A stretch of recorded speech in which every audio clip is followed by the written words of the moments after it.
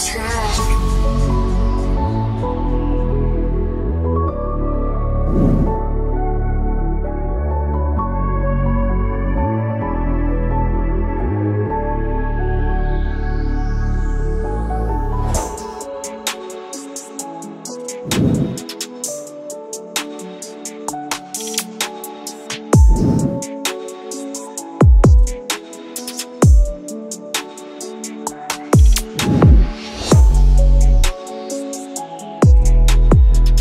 Chers Mi-Famiens, soyez tous bénis. Nous nous retrouvons pour un recap de notre 109e émission du Mi-Fam. Eh bien, si vous nous suivez pour la toute première fois, sachez que le Mi-Fam, c'est tout simplement le ministère d'intercession en faveur des familles. Donc, pas besoin d'être chrétien, pas besoin d'appartenir au CCT. Si vous avez ce besoin, ce fardeau pour le bien-être et le salut de votre famille, vous êtes au bon endroit. Nous vous invitons donc à nous suivre et à partager toutes nos émissions pour bien évidemment bénéficier des précieux conseils de notre coach, le révérend Jeanne Monnet. Aujourd'hui, parlons des combats de l'aîné, plus précisément des combats de destinée. En parlant de combats de destinée, nous parlerons des luttes auxquelles un homme doit faire face pour relever les défis de sa destinée.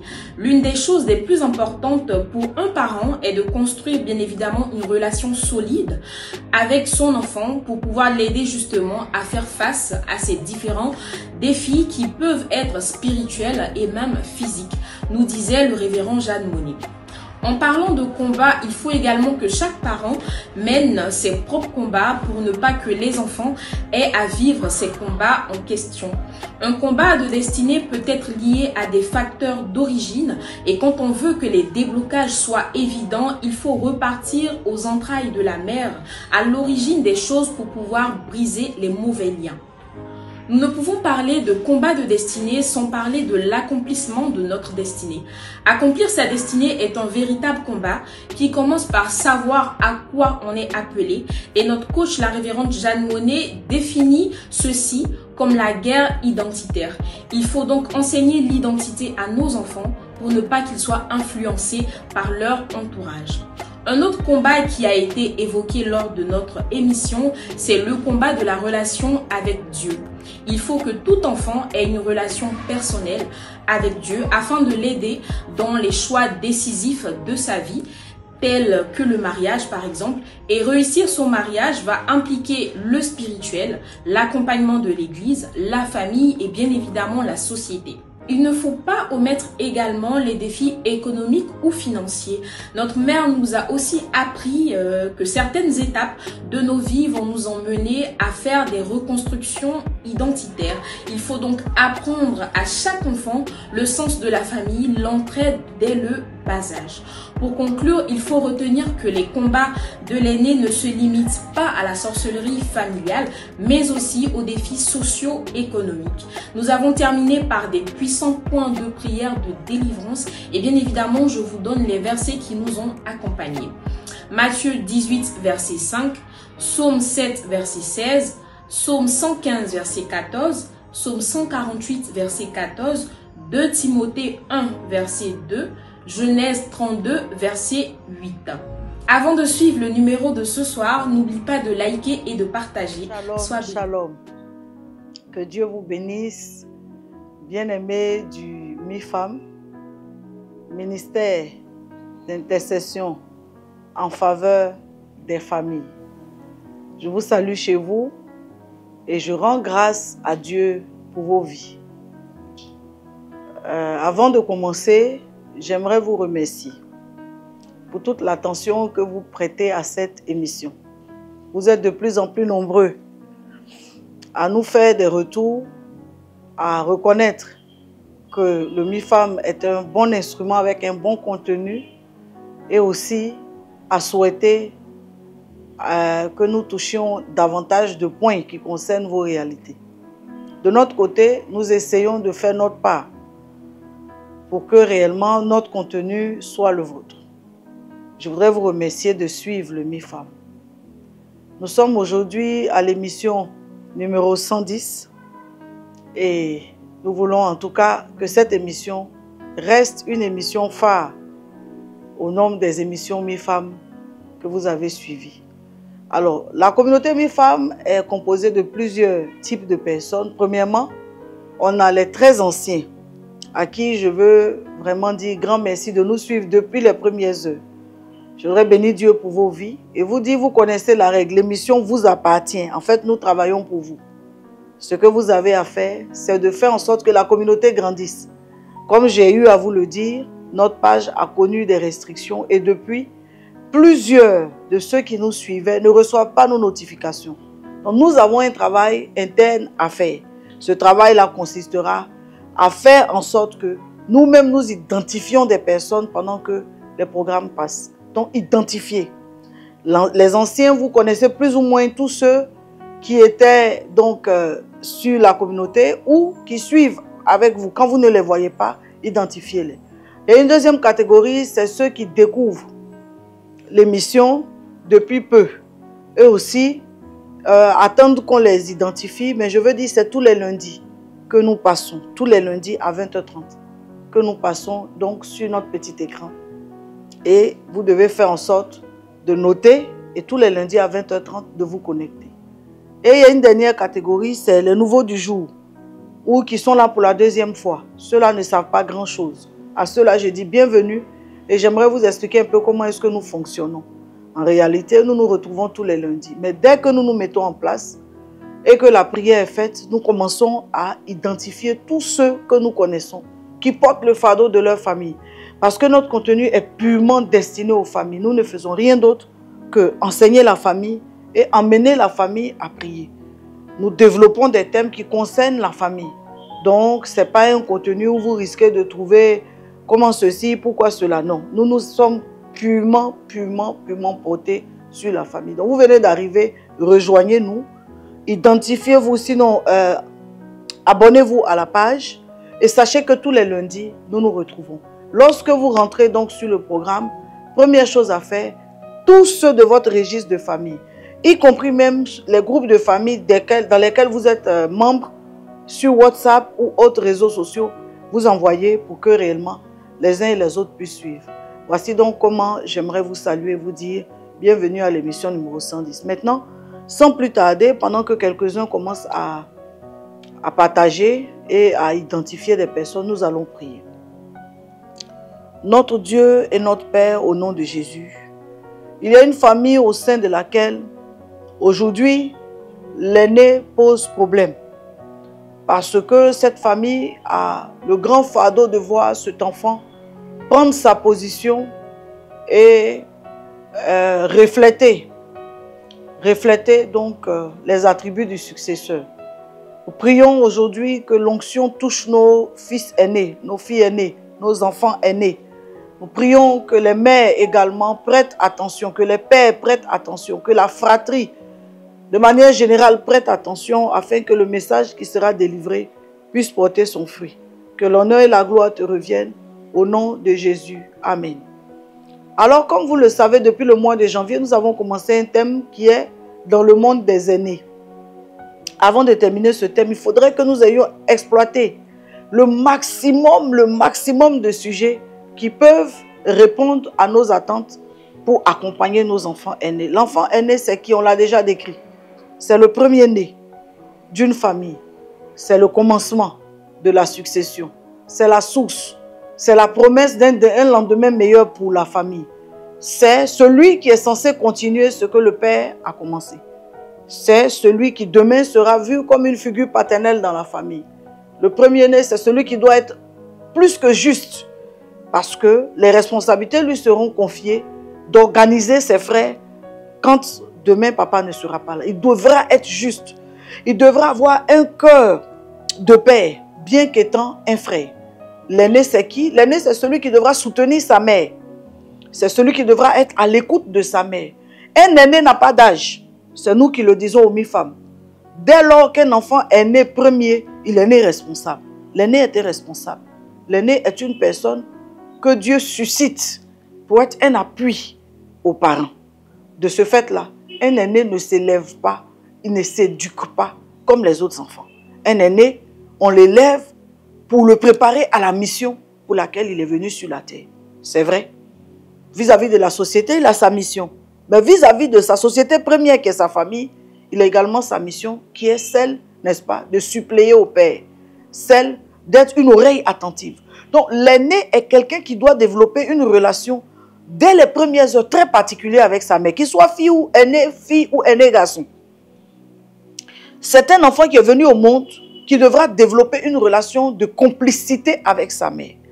L'aîné, c'est un enfant que la mère devra accompagner d'une certaine manière parce que les deux vont ensemble. Les deux vont ensemble. Et aujourd'hui, c'est ce que je voudrais développer. Les relations entre mère et aîné. Je ne parlerai pas du père aujourd'hui, où je ferai peut-être quelques allusions.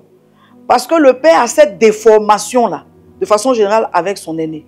Le père voit l'aîné, même enfant, comme déjà successeur. Or, un successeur, on le prépare. Et la plupart du temps, les pères ne prennent pas, ils ne se donnent pas le temps de préparer les aînés.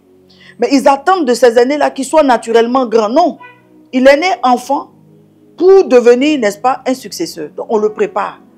C'est quelqu'un avec qui le papa doit avoir une relation très fluide. Le papa doit en faire son ami. Le papa doit lui apprendre les choses. Il doit lui transmettre au maximum comment lui, en tant que père, il voit la vision de la famille. Comment lui, en tant que père, il conçoit.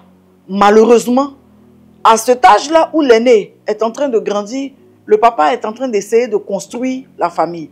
Donc, il n'a pas forcément toujours le temps pour communiquer avec son enfant aîné. Il y a un manque à gagner, il y a un vide qui n'est pas comblé et il s'attend à ce que l'enfant soit de fait réellement responsable et tout. Non, ça se développe. Le sens de la responsabilité, ça va se développer chez l'aîné. Le sens de la maturité même également, ça va se développer chez l'aîné. La conscience de qui il est devra également se développer. Le mot conscience est lâché. La conscience, c'est ce jugement aigu qu'on a d'un fait, qu'on a d'une réalité. C'est cette ouverture d'esprit qu'on a. Et de la conscience naissent des décisions. Des décisions, donc, proviennent ou surviennent des actions. Donc, la conscience est un point de départ. Si l'aîné n'a pas pris conscience de qui il est, il va traîner dans la famille sans prendre les bonnes décisions et on va s'attendre à ce qu'il pose des actions qu'il ne posera pas. Donc, la relation père et aîné, c'est tout un pan. Nous en avions parlé déjà il y a quelque temps, de manière éclatée dans les émissions. Mais nous allons prendre le temps pour développer cela, pour que réellement chaque père à qui l'émission sera envoyée, qui va prendre le soin d'écouter, comprenne ce qu'il a raté avec son aîné, ce qu'il doit rattraper, parce que c'est rattrapable par la grâce de Dieu. C'est rattrapable, il y a plus de travail à rattraper et autres. Petite pause, s'il vous plaît, partagez massivement. Ce matin ou ce soir, ça dépend du moment où vous allez suivre l'émission. Vous devrez comprendre que nous allons bâtir la relation mère-aîné, fille ou garçon, mère-aîné. Ensuite, pour tous ceux qui sont des pères et qui recevront l'émission, force leur sera demandé de prendre le temps pour écouter l'émission. Et surtout, entrer en eux-mêmes. Parce qu'il n'y a pas de complexe à reconnaître qu'en tant que parents, nous avons quelque peu raté le but. Je reviens sur le point du jour. Relation mère-aîné. Un des meilleurs textes de la Bible qui développe la relation entre mère et aîné, c'est la relation Rebecca avec son fils Jacob. Rebecca, l'épouse d'Isaac, avec son fils Jacob. Je n'ai pas manqué de vous faire comprendre qu'il y a des aînés nés, c'est-à-dire biologiquement il est né le premier. Maintenant il y a des aînés désignés. Donc il y a les aînés biologiques et il y a les aînés désignés. C'est-à-dire que Dieu voit que dans la famille, l'aîné est soit a un problème moteur, soit il est venu pas très équilibré. Parmi ces cadets, il y a forcément quelqu'un à qui Dieu va donner les aptitudes de suppléer. Parce que Dieu ne constitue pas une famille au hasard. La famille est comme des pièces, ou les membres de la famille sont comme des pièces de puzzle. chacun au sein de cette famille a un rôle à jouer. Et chacun est venu dans la famille pour être quelqu'un de spécifique. Vous allez remarquer dans la famille, il y a le fédérateur. C'est celui-là qui rassemble. Facilement, les gens se mettent autour de lui. Facilement, en tout cas, même quand entre deux là-bas, les gens ne s'entendent pas, c'est toujours autour de lui que les gens viennent et que les choses se règlent. Il y a ce fédérateur-là. Vous allez remarquer que dans la famille, il y a cette personne qui a tendance à porter le fardeau, donc de faire le relais. Faire le relais. Quand les enfants seront devenus grands, on va voir que c'est lui qui est avec les oncles, c'est lui qui est avec les gens de la famille. Quand il y a des dots, quand il y a des funérailles, c'est lui qui est le relais. C'est sa mission. C'est sa mission. Donc, nous sommes tous des pièces de puzzle dans la famille. La chose qui peut faire que quelqu'un est dans une famille qui ne sait pas ce qu'il a à faire, c'est que lui-même n'a pas compris son identité. Souvenez-vous, à l'émission 109, nous avons beaucoup parlé de l'identité des fils. Mais quand quelqu'un sait pourquoi il est au sein d'une famille, il rentre dans son rôle, il devrait rentrer ou doit rentrer dans son rôle et non le jouer. Donc, chacun a sa mission dans la famille. Nous sommes des pièces de puzzle. Qui est-ce que je suis dans ma famille? Je peux ne pas être l'aîné né, l'aîné biologique, mais par ce que j'incarne, le leadership que je porte, les valeurs spirituelles que je transporte, la foi et autres, ça peut tomber sur moi. Ça peut tomber sur moi. Ma proximité avec les parents. On peut avoir dans une famille un aîné qui n'a pas le temps, qui est tout le temps vers l'extérieur. Et il y a quelqu'un d'autre qui est tout le temps avec les parents, à qui les parents transmettent, à qui les parents inculquent, à qui les parents communiquent. Ce dernier-là, on peut réellement se rendre compte que le rôle qu'il est en train de jouer, les positions qu'il est en train d'occuper, lui confère de fait de prendre la main et de jouer le rôle de l'aîné. Donc l'histoire d'Ésaü et Jacob, on va se dire que Jacob est cet enfant-là que la mère a identifié. Et d'autant plus que lui, dans son cas, la mère avait eu une révélation concernant les jumeaux qu'elle portait, qui s'agitaient dans son sein. Et quand elle allait consulter l'Éternel, Dieu lui a dit que des deux enfants-là, voilà ce qui va se passer. La mère, elle savait donc que Jacob était né pour accomplir une mission bien spécifique au milieu de ces deux enfants-là. Ce qui va se faire, c'est quoi? C'est que Jacob naît et toute la vie qu'il est en train de mener, ses premières années de vie, il n'y a rien qui soit conforme à ce que Dieu a dit. Je veux m'arrêter ici. Je veux m'arrêter ici. Plusieurs de nos enfants portent un masque. Plusieurs de nos enfants portent un masque. Plusieurs de nos enfants portent un masque. Et c'est aux mères, aux mamans, que la responsabilité est donnée de regarder leur enfant et de dire, cet enfant-là, ce n'est pas ce que Dieu m'a dit sur lui. Ce qui est en train de se présenter devant moi ou à la face de la famille est contraire à ce que Dieu m'a dit et de prendre leurs responsabilités jusqu'à ce que le masque soit retiré. Le masque là n'est pas physique, c'est un masque qui est spirituel. Jacob a porté un masque. Il a porté un masque par rapport à son nom. Jacob même qui signifiait trompeur. Donc, il a commencé à porter le masque du trompeur. Il a trompé la révélation de Dieu sur lui. Il a trompé la conviction des parents sur lui. Il a trompé donc l'opinion publique sur lui. Il est passé pendant de nombreuses années pour être un mauvais enfant. Pendant ce temps, dans le plan de Dieu, il incarnait, n'est-ce pas, une pièce maîtresse de la famille. Suivez-moi très bien. Nous les parents là, surtout les parents Akan, la malédiction là est suspendue sur nos langues. Nous ne tardons pas à maudire nos enfants.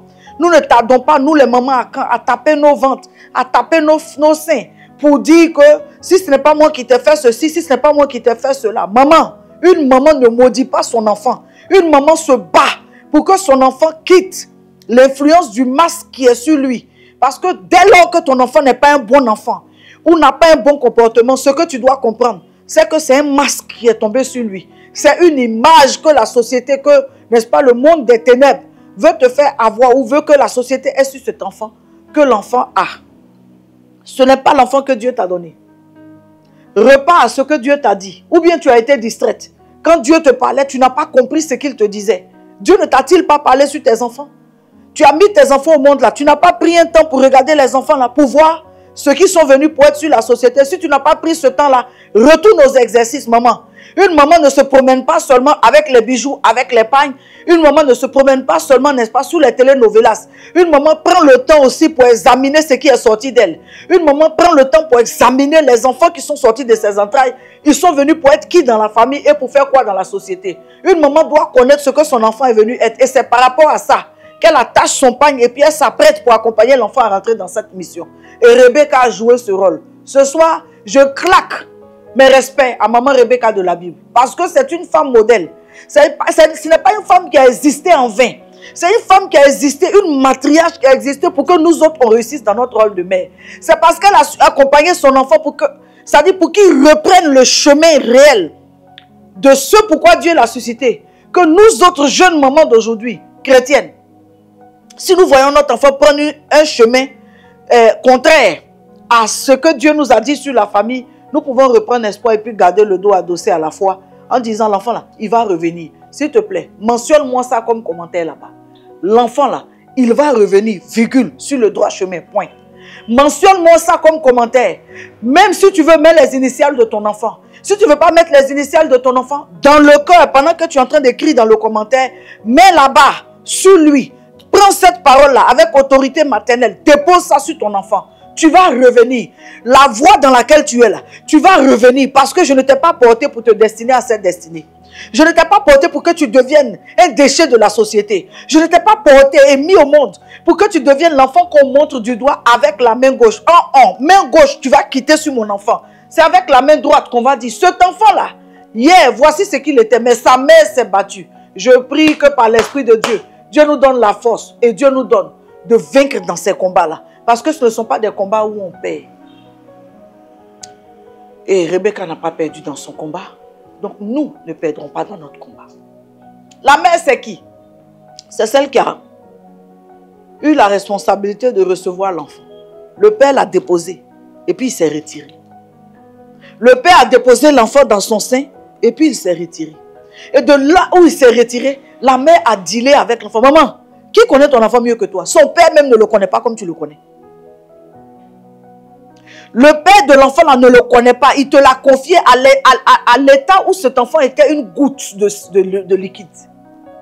Il ne connaît pas ce qu'il a mis en toi. Mais toi, cette goutte-là s'est métamorphosée en toi.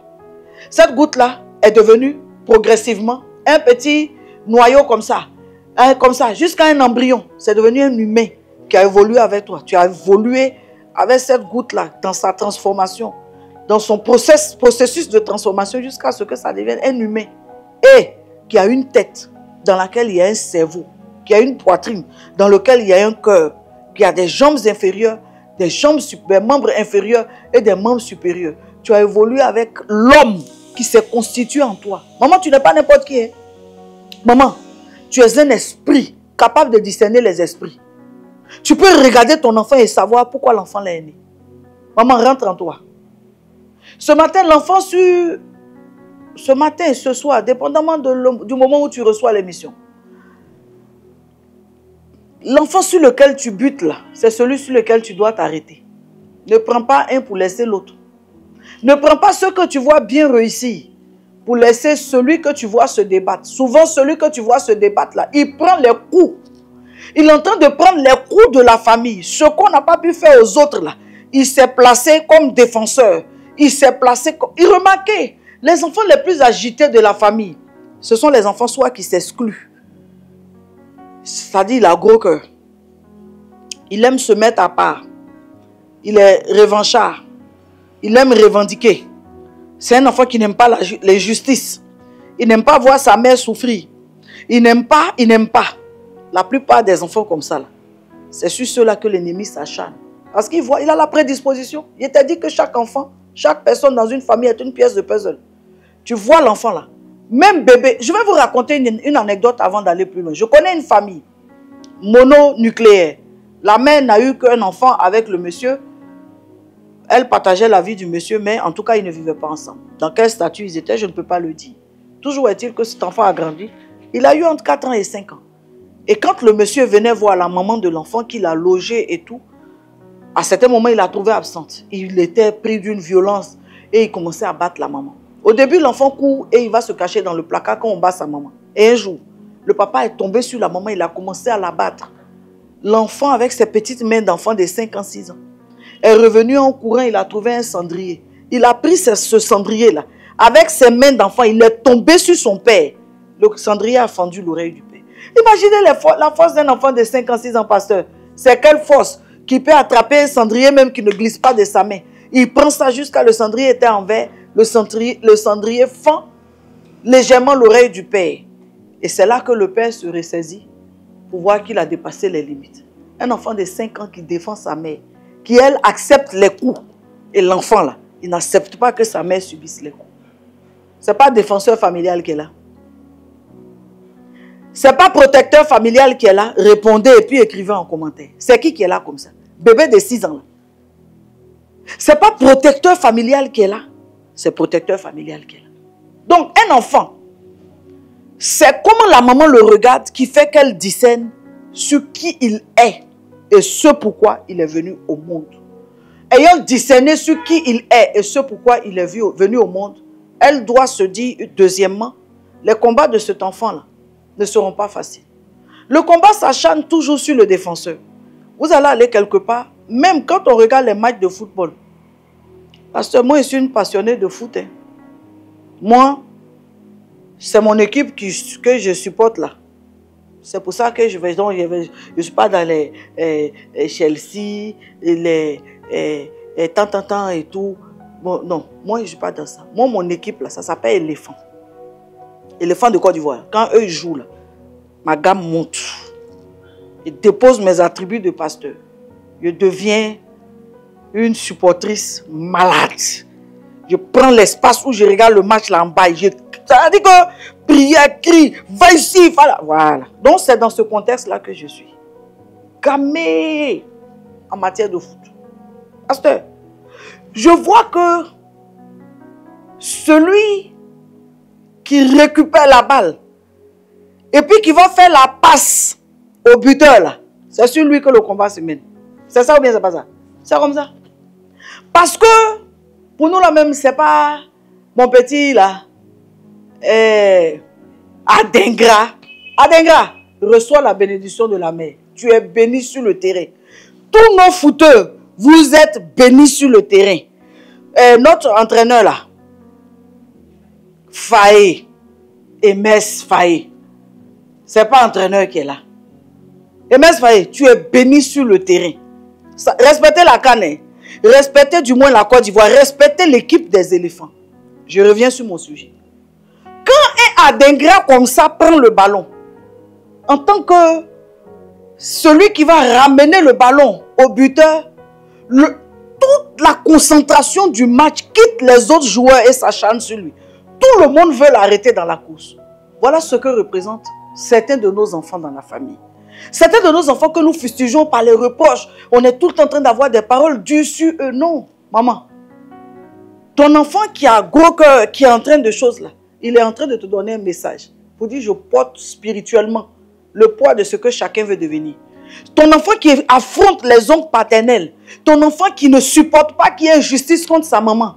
Ce n'est pas simplement un gros cœur qu'il a. C'est un message qu'il est en train de porter. Ton enfant qui ne veut pas réagir pour ne pas qu'on s'acharne sur lui, qui se met à l'écart parce qu'il y a trop d'injustice dans la famille. C'est un message qu'il est en train de passer. Il est en train de dire, je porte sur moi, sur mes épaules, le mandat de cette famille-là. Donc, bien des fois, c'est lui qui assure les arrières de tout le monde spirituellement, de tous ses frères spirituellement, mais on ne les voit pas. On laisse ceux-là s'échapper parce qu'on se dit, oh, ceux-là, on n'a pas trop affaire à eux. Mais celui-ci qui on va se concentrer pour essayer de détruire sa vie, essayer de détruire sa destinée, lui donner gros cœur là, excessivement pour qu'il finisse par être enclin à l'alcool, enclin à la drogue, se promener, ne pas avoir, n'est-ce pas, se sentir incompris et autres. Celui-là, c'est celui-là à qui tout le monde doit donner l'amour et pour qui tout le monde doit prier. C'est celui-là pour qui la maman ne doit pas dormir outre mesure. C'est une forme d'aîné. Il a pris la carapace du défenseur. Il a pris la carapace, n'est-ce pas, de celui qui va protéger la famille. Dans certaines familles, ça tombe sur la fille. Vous allez voir que de façon générale, elle ne va pas forcément se marier. Il y a des familles comme ça, où vous avez une sœur qui est protectrice. Elle défend ses frères. Elle-même là, elle défend ses frères dans leur mariage. Un frère a une femme timbrée là-bas. C'est elle qui va recadrer, qui va faire les choses. Mais vous regardez, elle-même elle prend des coups dans la vie. Et elle n'arrive pas à se hisser normalement. Donc, ces aînés-là existent. Ce que nous devons comprendre, c'est qu'ils ont besoin de notre aide. Et qu'est-ce que Rebecca nous donne comme exemple? Puisque le sujet, c'est ça. Le sujet, c'est... Nous sommes en train de voir une Rebecca qui est capable de se mettre à l'écart, qui est capable, n'est-ce pas, de rentrer dans une espèce d'affront avec son mari pour protéger son enfant. Pour protéger son enfant. Je voudrais vous conduire comme ça dans le livre de Genèse. Genèse. On va planter un verset et puis poursuivre. Jacob, c'est pas n'importe qui. C'est pas n'importe qui. L'histoire de Jacob là naît en 25. Genèse chapitre 25, pasteur. Genèse chapitre 25. Dès le ventre de sa mère, il s'est battu avec son frère. Et il lui tenait le talon. Ça se passe dans le ventre de leur mère. Où nous autres, les spectateurs, on n'est pas là. Personne n'est témoin. La maman même ne sait pas ce qui est en train de se passer. Mais dans le ventre de sa mère, cet enfant-là a l'âme. Il a l'âme de quelqu'un qui a une destinée. Ensuite, il va naître. Et la mère aura une révélation. Tu portes en toi 2 nations. Tu portes en toi 2 nations. Hein? L'une sera plus forte que l'autre. Voilà. Et le fils aîné servira le plus jeune. Donc, dans le plan de Dieu, le plus jeune est le véritable aîné, est le porteur même de la destinée de la famille. Et l'aîné ne le comprendra pas. Donc, la révélation, c'est que l'un servira l'autre. Donc, l'aîné servira le plus jeune. Vous voyez ça en Genèse 25, verset 23. Les 2 enfants grandissent ensemble. Ils grandissent ensemble. On voit que Jacob est tranquille. Il aime se mettre à l'écart. Il n'aime pas se mélanger aux autres. Il aime, n'est-ce pas, il donne l'apparence d'un enfant paresseux. Pourtant, il est travailleur. Et ça va se voir des années plus tard. Ça va se voir des années plus tard. Donc, l'illusion sur un enfant, ça peut arriver. Un enfant peut tromper. Le masque qu'il porte peut tromper. Tu peux avoir l'impression que cet enfant... Je veux dire, moi-même, dans ma propre famille, on ne m'a pas vu venir. Pasteur, dans ma propre famille, on ne m'a pas vu venir. Je ne faisais pas partie des plus brillants. Je ne faisais pas partie de ceux qui affichaient un exemple particulier. Peut-être que si Dieu avait laissé cela se faire, la pression spirituelle, la sorcellerie et autres, puisque mes parents n'étaient pas forcément assis spirituellement, se serait acharné sur moi. Donc Dieu a caché cela. J'ai paru comme un enfant. En tout cas, ce n'est pas de moi là qu'on attend des choses exceptionnelles. À l'école, les moyens là sont... Bon, ça est là, on s'en va, on s'en va. Rien ne laissait présager ce que je suis devenu aujourd'hui. Rien, pasteur. Rien ne le laissait présager. Et ceux qu'on a vu venir là, aujourd'hui, pas qu'ils ne sont rien devenus, mais le Seigneur m'a donné une position ascendante sur eux. Donc, c'est comme si Dieu m'a préservé. Donc, certaines choses arrivent à certains de nos enfants parce que Dieu les cache. Il veut les faire passer pour inutiles. Mais je suis en train de dire à une maman, l'enfant pour qui tu pleures, Dieu va essuyer tes larmes. Maman dit amen là-bas. L'enfant pour qui tu es en train de t'interroger, Dieu va te surprendre avec cet enfant. Même s'il est dans la boue à l'heure où je te parle. Même s'il est dans un trou à l'heure où je te parle. Je suis en train de te dire, maman, souviens-toi qu'un jour Daniel a été dans un trou. Il a été dans un trou avec des lions affamés. Dieu l'en a fait sortir. Dieu n'oublie pas ceux qui ont un plan sur leur vie de sa part. Dieu n'oublie pas ses envoyés. Dieu n'oublie pas ses messagers. Il y a un rôle que quelqu'un devra jouer dans ta famille, parmi tes enfants. Les autres là, même si on leur donne ça avec salaire, ils ne pourront pas jouer. Ils ne sont pas venus au monde pour ça. Ils ne sont pas venus au monde pour ça. Ils sont venus au monde, oui. Ils ont quelque chose à faire, oui. Mais cette dimension, ils n'ont pas cette dimension-là. C'est pourquoi ne maudissons pas nos enfants. Ce qu'ils sont en train de faire, pour certains, n'est peut-être pas conforme à ce que nous attendons d'eux, à ce que nous espérons d'eux. Mais pasteur, ne maudissons pas nos enfants. La mère n'est pas une fabricante de malédiction. Ce n'est pas sa mission. La mère, là, c'est une intercesseuse. C'est une femme de prière. C'est une personne dont la mission est de veiller à ce que Dieu a dit se réalise. La mère, là, c'est son travail qui est là. Arrivé à un certain stade, ce n'est même plus le foyer dans la version ce que mon mari me fait, ce que mon mari, c'est le foyer dans la version ce que mes enfants deviendront. Deviennent et deviendront. Maman, c'est notre travail qui est là. C'est notre travail qui est là. On a dépassé le stade de on m'a fait comme si, on m'a pas fait comme ça. Le stade où on est arrivé là, c'est ce que mes enfants deviennent et deviendront. Ce qu'ils deviennent peut ne pas être conforme à ce que j'espère. Mais je dois continuer à me battre pour qu'ils atteignent ce qu'ils deviendront. Si l'émission vous fait du bien, à ce stade-là, continuez à partager. Il y a une maman à qui vous devez envoyer ça. Il y a une maman à qui l'ennemi a lancé un gros cœur. Elle est dure avec son enfant. Elle est impatiente avec son enfant. Elle ne sait pas de le comprendre. À cette maman-là, il faut envoyer cette émission pour dire, maman mi-femme dit, allons-y doucement. Allons-y doucement. Je peux poursuivre? Est-ce que je peux poursuivre? De ce fait-là, du fait que Jacob affichait comme poltron paresseux, toujours dans son coin, dans les rêveries, le père a préféré Ésaü. Et c'est comme ça que dans beaucoup de familles, nous faisons des préférences par rapport à celui qui travaille bien. Par rapport à ce que... Maman, un enfant n'est pas mon enfant par rapport à une moyenne. C'est vrai. S'il travaille bien, je vais encore être fier. Mais ce n'est pas une moyenne qui dit que c'est mon enfant. Donc ce n'est pas par une moyenne que moi je vais aimer mon enfant. J'aime mon enfant parce qu'il est sorti de mes entrailles. C'est clair? Un enfant n'est pas mon enfant ou mon enfant n'est pas mon enfant parce qu'il a tableau d'honneur. Il a tableau d'honneur, je lève les deux mains, je dis alléluia, Seigneur, mon enfant est intelligent. Mais je n'aime pas mon enfant par rapport au tableau d'honneur. Je l'aime d'abord parce que c'est mon enfant. Donc ce n'est pas par rapport à ses résultats scolaires. Ce n'est pas par rapport à ce qu'il devient dans la société. C'est par rapport au fait qu'il est sorti de moi. Et s'il est sorti de moi, il y a une promesse sur lui. La Bible dit que nos enfants seront appelés disciples de l'Éternel. Ils seront disciples de l'Éternel. Et je vis pour ça sur la terre. La raison pour laquelle il dit à Dieu de me donner longue vie là, c'est pourquoi? C'est pour voir mes enfants réussir. Me réjouir de ça. Les voir devenir parents. Moi aussi, j'ai envie de laver petit bébé. Mais pour petit enfant, moi, j'ai fait sortir l'homme de mon ventre. L'homme qui a fait sortir de mon ventre là, lui aussi, il a fait sortir l'homme. C'est mon combat qui est sur la terre là.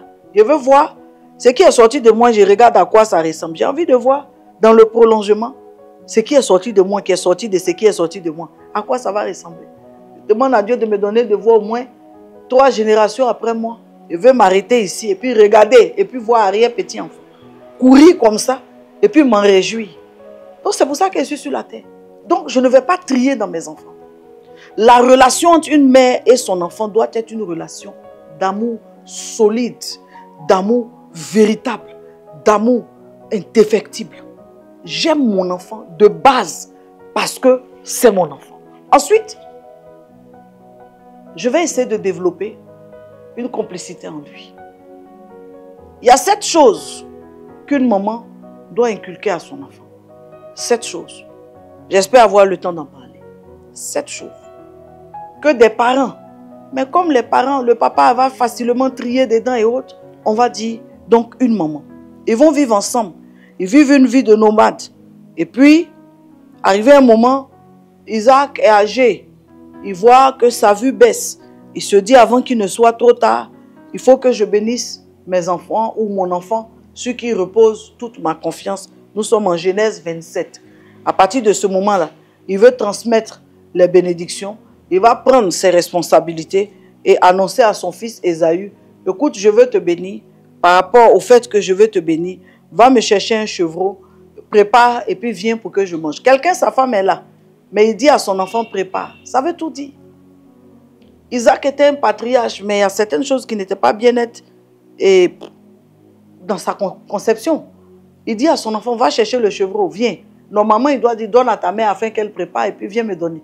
Mais lui, il dit, non, prépare, toi l'enfant là, prépare et viens me donner à manger. Ça veut dire qu'il avait quasiment idéalisé cet enfant. Pour lui, cet enfant, c'était tout. Il retrouvait trop de choses en cet enfant. Pourtant, celui en qui il retrouvait tout là, ce n'était pas celui-là que Dieu avait planifié. Ça pose une question. Nos choix et le choix de Dieu au sein de la famille. Qui est le choix de Dieu? Ça doit faire l'objet d'une prière. Une famille doit s'arrêter pour dire ici, là, qui est le choix de Dieu? Parce qu'il y a nos choix. Celui qui ressemble à papa, on dit, hey, Junior, Junior, c'est lui le choix. Celui qui ressemble à maman, elle aussi, on va commencer à mettre pour dire non. Mais Dieu lui-même a choisi qui? Le porton, là, c'est lui que Dieu avait choisi. Apparemment, vaurien, là, c'est lui que Dieu avait choisi. Donc, chers parents et chères mamans, ne vous hasardez pas à des calculs humains. Chaque personne qui vient au monde, là, vient avec une désignation particulière, vient avec un mandat particulier. Rebecca a appris les plans que Isaac avait avec Ésaü. Et elle va avertir son fils Jacob. Parce qu'elle a eu le temps de prier. Elle sait c'est qui. Elle sait c'est qui. Une maman dans une famille, c'est très stratégique. C'est très important. C'est pourquoi les mamans doivent vivre longtemps. Je n'ai pas dit que les pères doivent mourir tôt. Non. Mais je dis une maman là, elle doit vivre longtemps. Une maman doit être spirituelle. Une maman doit avoir une intimité avec Dieu. Une maman doit avoir une intimité avec ses enfants. Elle doit connaître ses enfants. Elle doit les connaître. Elle va avertir Jacob. Mais elle va aussi dire à Isaac, n'est-ce pas, que je vais un peu vite. Avant qu'elle ne parle à Isaac, elle va avertir Jacob. Et puis les deux aussi vont manigancer leur plan. Leur plan va marcher. Ils vont prendre un chevreau tout près là dans la basse-cour. Elle va faire à manger. Elle va donner à l'enfant qui va se recouvrir de la peau pour être velu comme son frère et qui va se présenter à son père. Le père va avoir un doute, mais malgré cela, il va bénir, n'est-ce pas, Jacob. Ayant pris la bénédiction dans la main de Jacob, du père, Ésaü arrive, on se rend compte qu'il y a eu supercherie et le père maintenant rentre dans la désolation. Ésaü veut tuer son frère. La mère va maintenant aller trouver, n'est-ce pas, Isaac et va lui dire, cet enfant-là, il faut qu'il quitte la maison, il aille se marier. Vous voyez le rôle de la mère? Elle va faire sortir l'enfant à temps pour ne pas que son frère finisse par le tuer. Donc, de bout en bout, depuis le ventre, cette maman-là est en train de jouer son rôle. De bout en bout. Maman, tu ne peux pas être maman des enfants là. Tu ne comprends rien au système qui est en train de se passer. Tu ne comprends rien. Tu es prête à maudire. Tu es prête à bannir. Maman, une maman là, elle ne fait pas ça.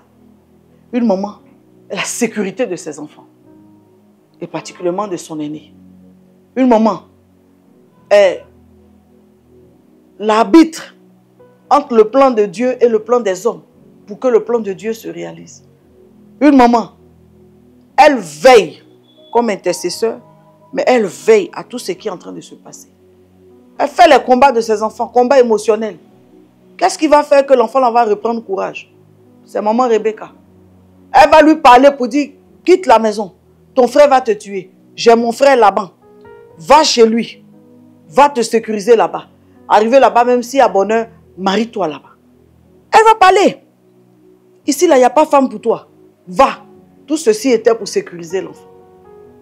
Mais une chose qui va me frapper, c'est que pendant que l'enfant est en train de partir, l'enfant rencontre une vision. Il vit une vision. Il rencontre Dieu. Donc sa relation avec Dieu va se rétablir. Certainement qu'à la maison, c'est sa maman qui priait pour lui. Mais un stade est arrivé où lui-même, là, de ses deux yeux, il a vu une échelle et des anges qui montaient et qui descendaient. Et lui-même, quand il s'est levé, il n'a pas recouru pour aller à la maison pour dire, maman, je viens de faire un songe, il faut prier. Lui-même, il a pris sa responsabilité. C'est pour dire, nos enfants-là, ils doivent prendre leur responsabilité au plan spirituel. Et leur responsabilité repose sur quoi? Sur leur aptitude à rencontrer Dieu. Étant petit, on les a accompagnés dans la prière jusqu'à l'âge que l'enfant a eu. Il est adolescent ou commence à mettre dans sa tête qu'il doit avoir sa relation personnelle avec le Seigneur. Demande-lui, tu as prié? C'est vrai, il y a les prières de famille qu'on fait. Mais pose-lui la question, tu as prié? Tu as médité? Tu as médité sur quel verset? Envoie-moi tes résumés de méditation. Il faut emmener l'enfant à comprendre qu'en Dieu, il trouvera son équilibre. En Dieu, il trouvera son chemin. En Dieu seul, il trouvera, n'est-ce pas, sa voie. Et donc, en Dieu, il doit s'attacher. À Dieu, il doit s'attacher. Maman Rebecca a réussi en lançant l'enfant là. Elle a lancé vers sa destinée. Elle a lancé vers ses lendemains. Elle a lancé vers le courage. Elle a lancé vers le travail. Elle a lancé également vers sa relation avec le Seigneur. Est-ce qu'une maman est prête à faire la même chose? Si oui, maman, tu as compris. Sinon, maman, tu n'as rien compris.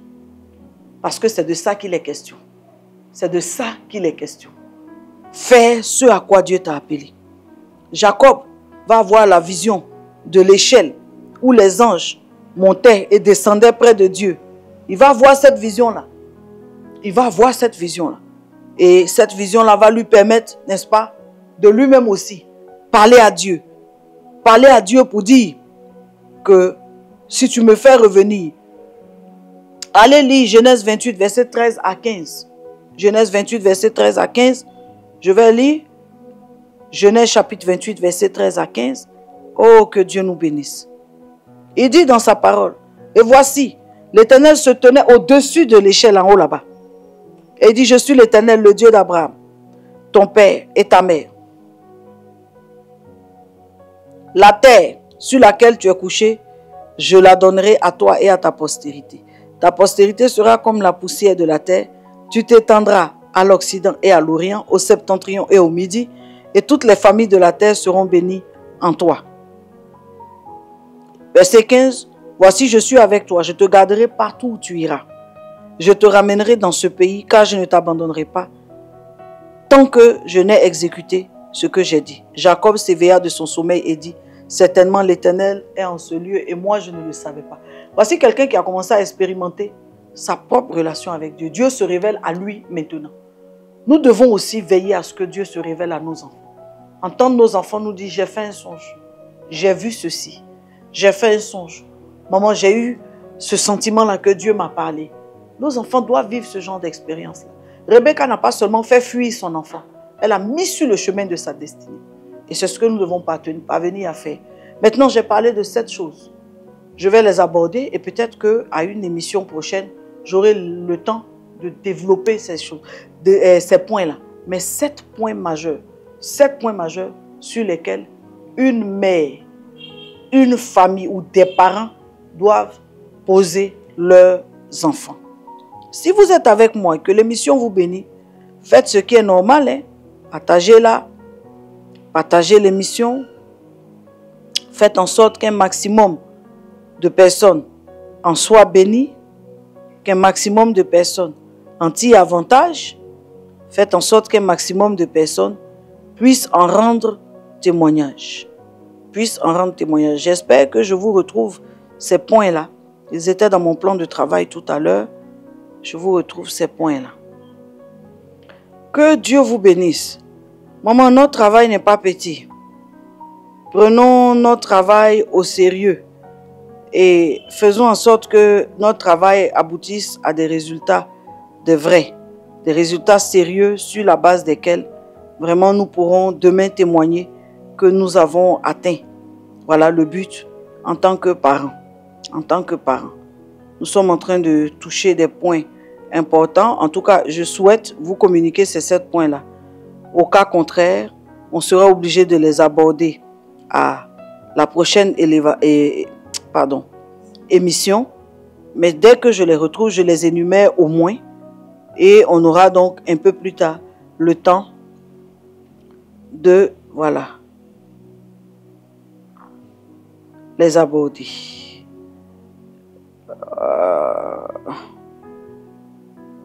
Bon, on va dire que ce n'est pas pour aujourd'hui parce que je retrouve tout sauf ça. Tout sauf ça. D'accord? On va dire que ce n'est pas pour aujourd'hui. Mais pour autant, on va terminer avec la prière. On va terminer avec la prière pour permettre à tous nos parents, à tous nos enfants, n'est-ce pas, de recevoir quelque chose à la fin de cette émission, avec quoi ils pourront repartir et avoir de la force. S'il y a une maman, j'aimerais qu'elle dise que l'esprit de Rebecca descende sur moi. Que l'esprit des mères qui sauvent leurs enfants repose sur moi. L'esprit des mères qui accomplissent leur destinée repose sur moi.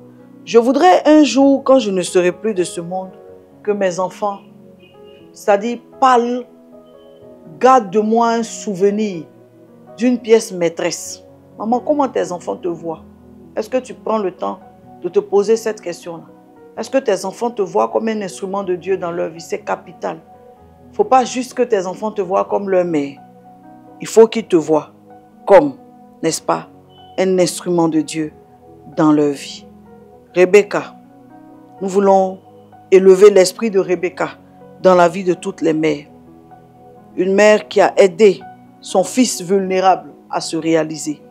Une mère qui a aidé son fils vulnérable à accomplir sa destinée.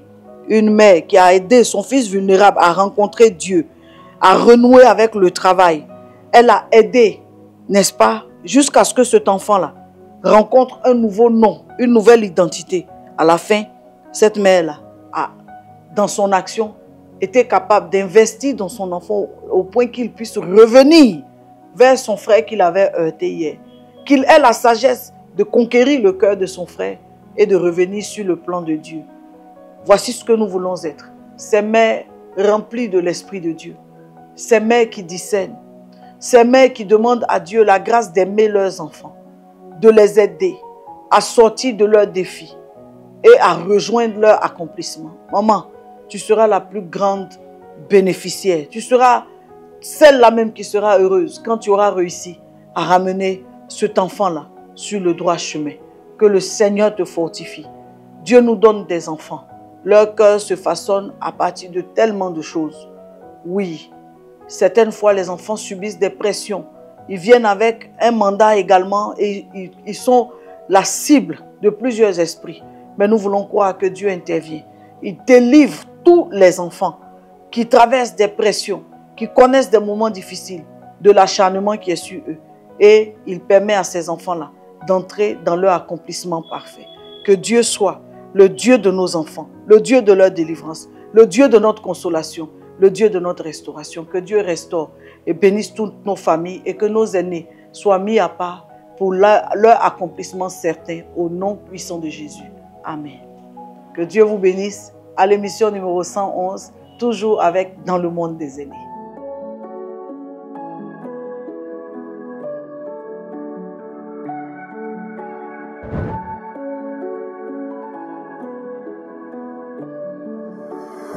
Laser on the track.